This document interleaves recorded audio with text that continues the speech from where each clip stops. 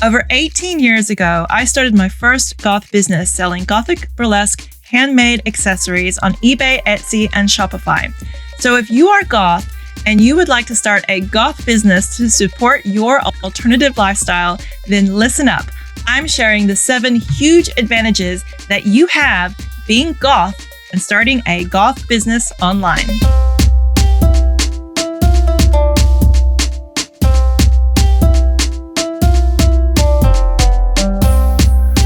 This is Hexotica, the podcast for unconventional women and gender diverse creatives who want time, location, and financial freedom.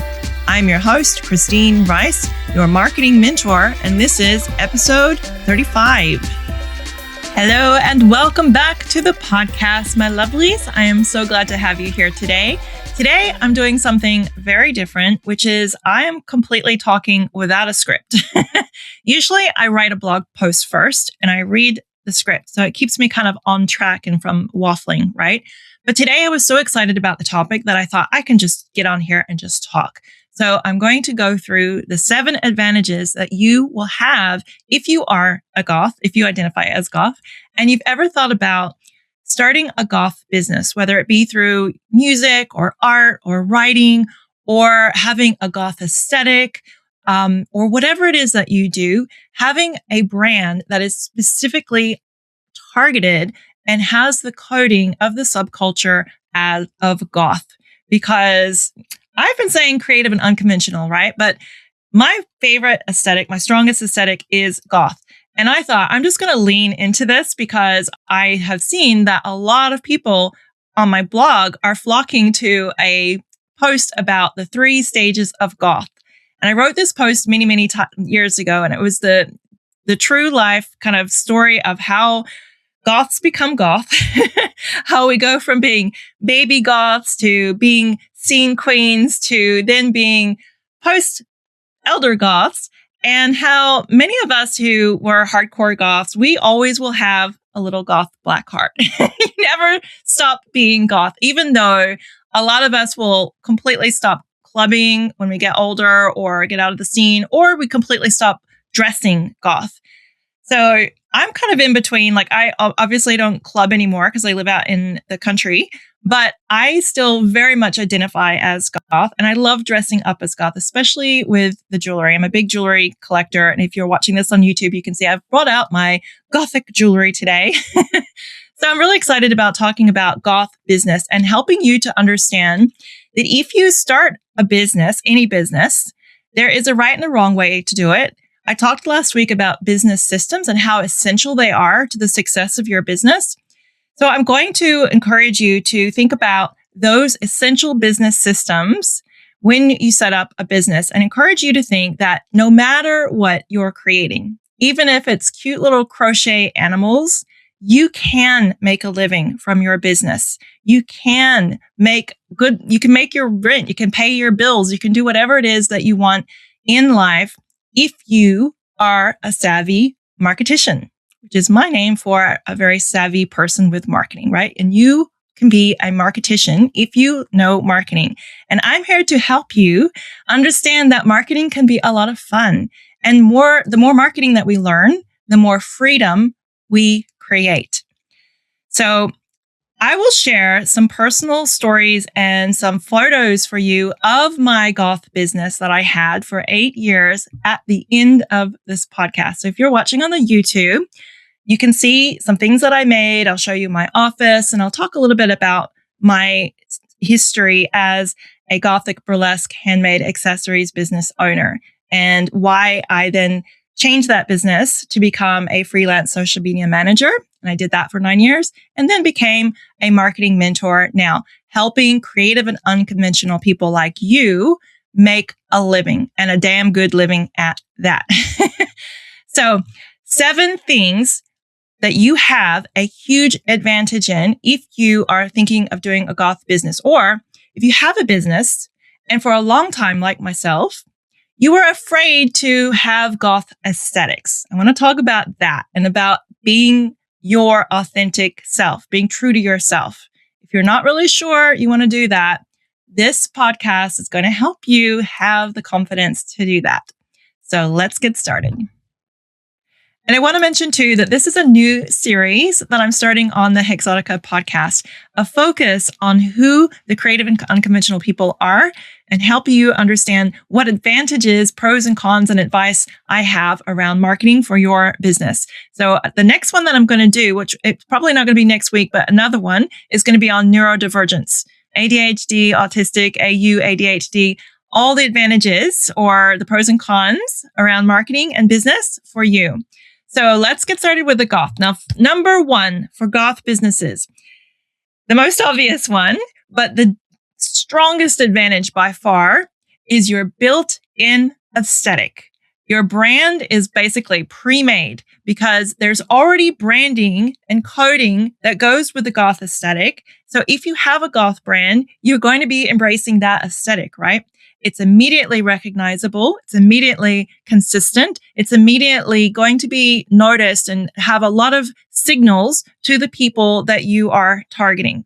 That is a huge advantage because one of the biggest problems that a lot of business owners face is not really being able to nail down their brand aesthetic and their brand messaging to speak to the people that they want to target. There's a lot of kind of coding that goes into colors, fonts, images, symbols, right? So when you have a Goth business, all of that is pre-done. It's all pre-built. So you have this huge advantage right there off the bat. The visual identity is immediately recognizable. Dark, aesthetic, whimsical, whatever it might be. And there's a lot of variety these days with the Goth aesthetic as well. It's not all just like black and spooky, right? So the funny thing is when I started my Goth brand many years ago, I remember there were like no black graphics. There was very few really, really in your face Gothic brands out there. But in the last few years, it is just like exploded now. And there's so many beautiful brands. There's so many different, especially with Instagram, just accounts that just drip with all the aesthetics and the lusciousness of the Goth aesthetic. So it is something that you can fully embrace. Now, what I recommend to create your brand aesthetic, if you start a Goth brand, is to go on Pinterest and look at all the different beautiful brands there and the people that offer branding packages. It is so important when you start your Goth business that you get a professionally done Goth branding package. I mean, for anybody that's going to start a business, you need a professionally done branding package. And what I mean by that is it's going to be your logo, your colors, your fonts, and your aesthetic designed by a professional. So even if you have a Goth aesthetic, I recommend hiring someone, if you're not the most visually or, graphically designed capable person, to put together a brand package. And with that brand package, you'll know exactly how to make your images, your graphics, your blogs, all of that stuff. And if you hire someone like a social media manager in the future, you give them this brand package and your social media manager will know exactly what to do and what to use. Please do this. I hated working with people that didn't have brand packages. In fact, at the end of the 9 years, I refused to work with people who didn't have a professionally brand package because it meant such huge headaches and, their package, their social media just didn't even do well if they didn't have professional branding. Okay, so that's advantage number one. And my advice here is to lean fully into it, right? Don't dilute it. Your vibe is your first filter for the right audience. The second Goth business advantage is that you have a deeply loyal niche community. Goth communities are famously tight-knit and very, very supportive. They actively seek creators who get them. This is a huge advantage because it's very easy for you to find your tribe and for your tribe to find you. So if you are a part of the Gothic community in your local town, then it's very easy to find the Goth markets, the alternative markets, to show up in person and to sell your wares directly. Even if you are selling a service or you're not selling physical products, you can still have a market stall where you can meet people and let people know that you are a Gothic business, right? And then there's, of course, the obvious like clubbing, the local communities online, all the forums. It is such a beautiful community. And I was very, very tight-knit with the community here in Melbourne for the first 16 years. I lived in Melbourne. It was only when I started dating a guy who went to more psytrance hippie type festivals that I stopped going to the goth clubs regularly, but it's still a huge part of my life. And I still have my own little gothic community up here in the hills. It's like we just kind of recognize each other, right? So no matter how many years it might be from your community, they're still going to support you. And they will see and your aesthetic with the products and services that you make. And it's instantly going to let them know that you are one of them. So here's some personal anecdotes that I've noticed about the Gothic community, which makes them a very good market for online marketing products and services. They are typically higher income. A lot of Goths are white collar workers, or they work in tech, or they have jobs where they may have had a degree. They're intelligent. They're intellectuals. And so with that comes having higher pay. Not all people, this is just my personal experience, of course, okay? Don't come at me. But I have noticed that a lot of people work in tech or are, very well paid. And that also is the second anecdote, which is that Goths are very tech savvy. We order things online. We're in online forums. The Goth community was huge in LiveJournal years ago, the first kind of Gothic community social media networks, basically.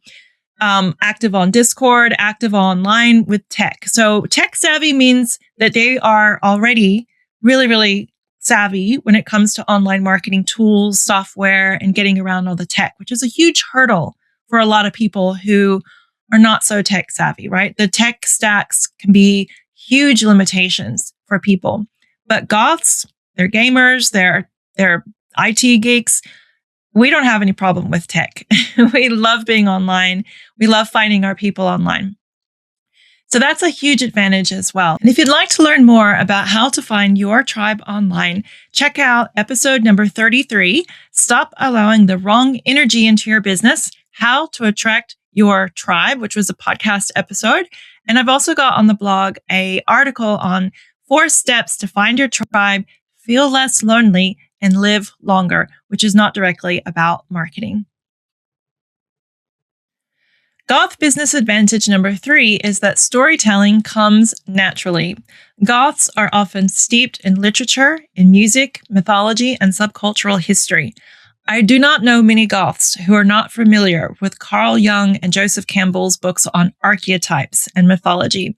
And archetypes, and knowing what archetype you have, is a very important part of branding in marketing. Every marketer and every business has a different archetype. My brand's archetype is the magician, and that came from Joseph Campbell.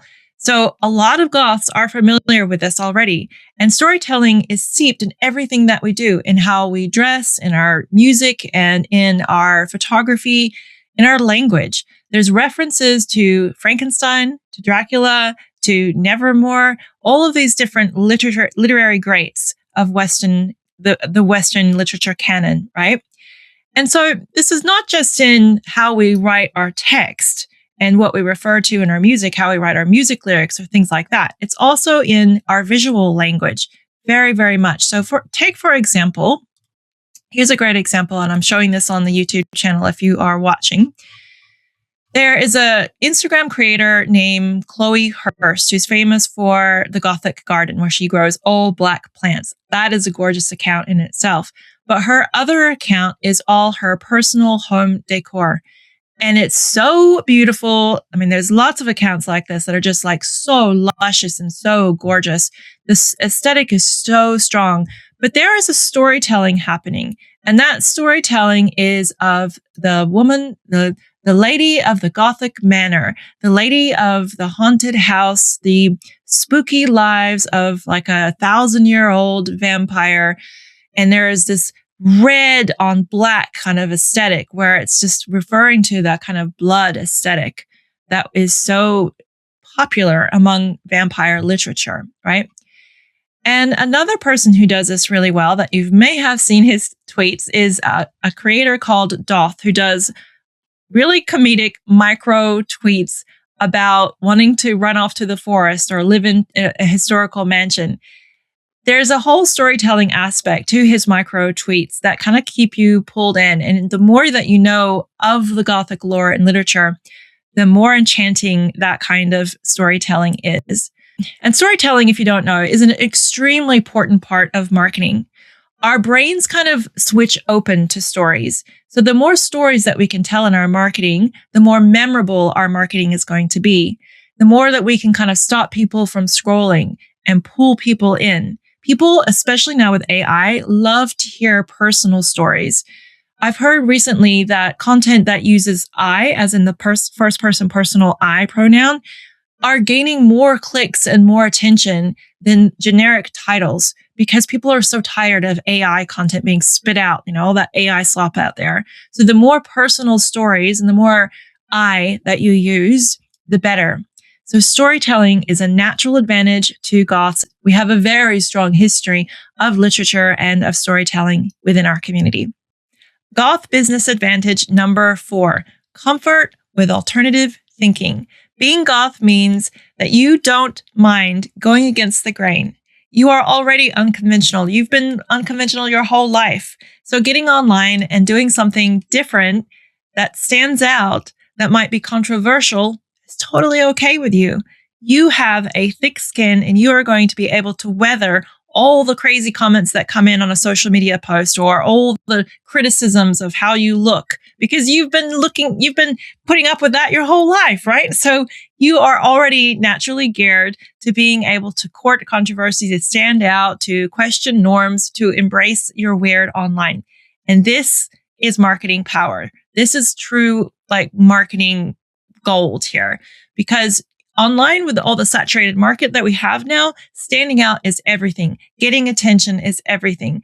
So when you are not afraid to be your true, authentic, weird as fuck self, that's only going to help you to grow your business, especially if you do it in a way that is authentic and that is dramatic. And if there's any one word that can describe the Goth community really well, it is dramatic. So my advice here is be as controversial as you want. Say the things that you are maybe afraid to say that you're going to get a lot of pushback, but that you believe in. Be unafraid to share your real values, especially when it comes to politics or it comes to things that, a lot of people are just not going to agree with. Anything that kind of makes you shrink a little bit and second guess yourself are usually the things that will get the most attention when you say them online. Because a lot of people are thinking them, but they don't want to say them. So being unconventional is a huge advantage online. Goth business advantage number 5 is natural talent for mood, ambiance, and ritual. Many Goths intuitively understand atmosphere, ceremony, and immersive experiences, whether that's in a shop, an event, or in their products.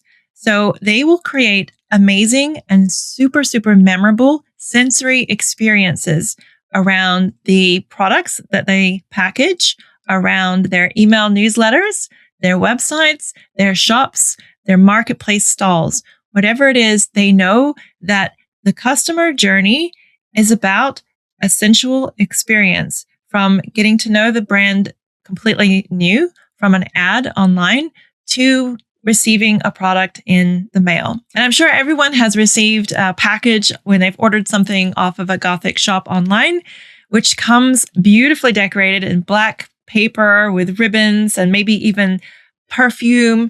All of that kind of thing is just completely natural to the Gothic community. So these make really, really memorable marketing experiences as well. Goth business advantage number 6. Goths embrace subcultural trends early, and these are easily found by their tribe. So it helps them stand out and get found. So Goths will often notice the micro trends happening in their culture before they hit the mainstream or just as they're being talked about, right?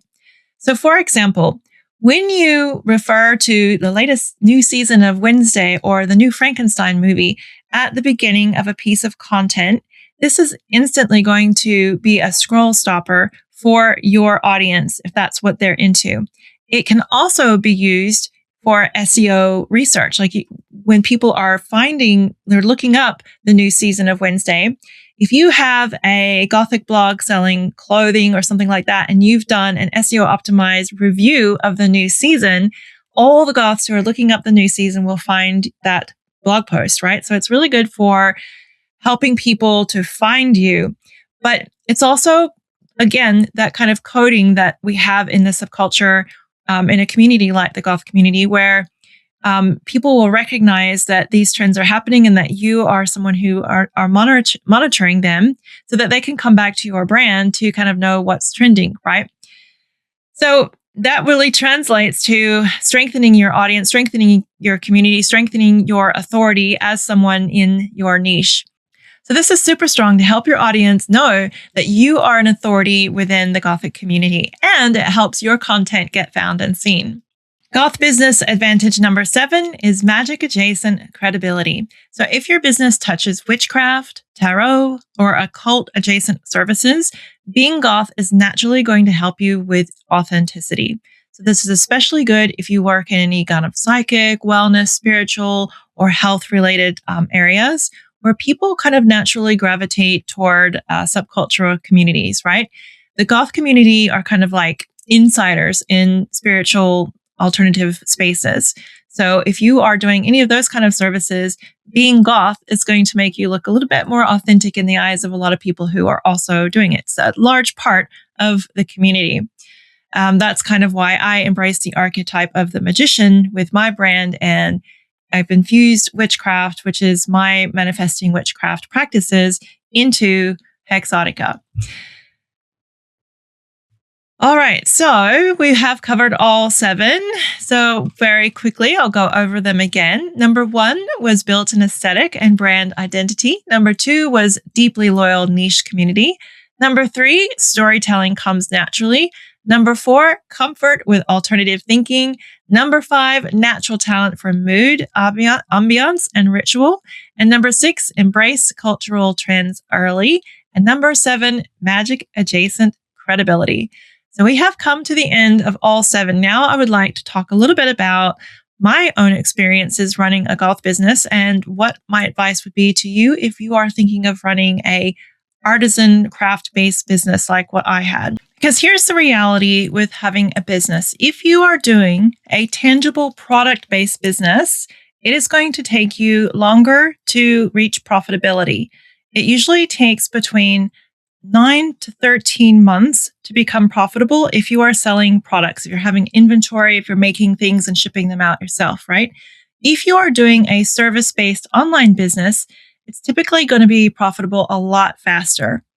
So here's the reality. For me, I had a seasonal business. I talked about it in the last episode quite a bit, where I was flat out from October till like a week or two after New Year's Eve. And then the other months were pretty quiet. So it was kind of feast or famine, and it never quite supported me full time. I always had to have a little part-time job to keep going. And the main issue that I found with having a product-based business was just the location dependence of it. Like I had to have my craft room with all my beads and my wire and my cutting and my big desk, and it required another room in every house that I rented. So it was a lot. And then it was not conducive to letting me travel overseas. So that was just a personal preference, right? But if I were to go back and like look at how I marketed the business, the biggest thing was not having one of the 5 most essential business systems. And I talked about all 5 of those in the last episode. So you can go back and hear what those 5 are. If you have a business now, no matter what type it is, make sure that you are covering all 5. And if you're not sure about any of them, hire a professional to help you do it. You will save yourself so much time, and you will get to your goals and make your profitable income faster and easier if you get help. In the 8 years that I ran my business, I did not hire a marketing coach or business coach. I was DIY all the way. I knew lots of other alternative business owners, lots of other people in the goth community, the alternative community. I knew people that were running their own stores.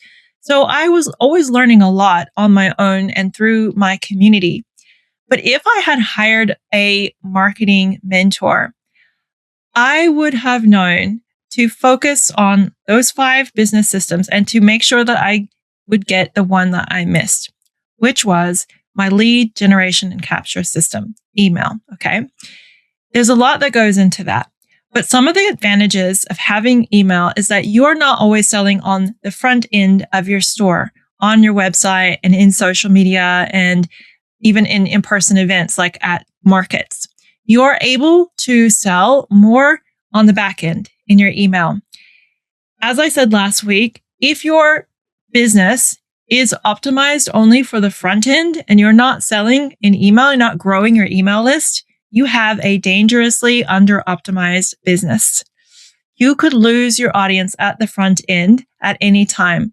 A simple change with Google or a social media platform gets, hijacked or scammed or changes an algorithm. It is very dangerous to only be selling on that front end. You need to be building all 5 systems and working on your email as well. That is why I encourage you to hire a professional. Now, when I started my second business as a social media manager, I very quickly became self-employed. It only took me 4 months. And within 3 years, I was making more than I ever did at any full-time job. So it's much easier to get a service business going. But then there's a whole other layer of things that you will need to work on, which is like communication, contracts, boundaries. You're working with many clients now.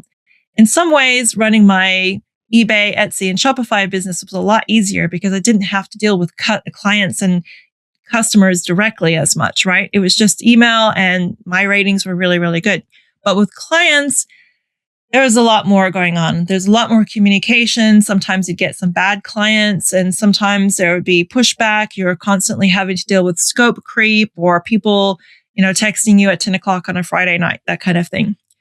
So whatever kind of business it is that you do, though, make sure that you are building those 5 essential foundations and that you are also diversifying your income when is necessary. If you have, for example, a business where you are needed for every aspect from making your product or fulfilling your service, that is also a liability for your business, because if something were to happen to you and you were to get sick or someone in your family died and you need to take grievance time, who is going to bring in the money, right? If you hire a marketer, they can help you diversify your income so you have multiple revenue streams. If I were to work with you, for example, I would help to identify where you could create some digital products or how you could get some affiliate income happening. I would teach you the basics of how to get these income streams started and going so that you have more than just one and you have a business that can grow with you as you grow and can be that kind of business that can pay your rent and your bills and the alternative lifestyle of your dreams. So if you would like to learn more about how I can start working with you, I have a free offer just for you. And this is for anyone who wants to start a business or if you've been in business for a while. It is called the Swan Transformation Marketing Strategy Guidebook. And it is a free 30-page downloadable book where I have mapped out 360 steps to start and grow your business step by step in chronological order. This is the thing that I wish that someone had made for me when I had started my first Goth business 18 years ago. This is a map, literally, like I included pirates in it too. It's pirate themed that will help you to know what to prioritize at every step. It maps out also everything in the framework that I teach, which is the Swan Transformation Marketing Strategy. S is for signature systems, W for walkaway workflow, A for analytical amplification, and N for ninja networking. The framework is how I mentor and teach everything that I do online. It's an easy to remember way to learn marketing that focuses on where you're at in your business at the right stage. All right, my friends. So that is all for today. I hope that you enjoyed that. If you have any questions for me, feel free to contact me. If you enjoyed this podcast, don't forget to leave a hex yeah in the comments of any of Hexotica's social media. It will let me know that you are a listener and that you enjoyed the podcast. And let me know if you would like me to do a deep dive marketer's perspective on any other culture or group. All right. Thank you so much for listening. Have a great week and goodbye.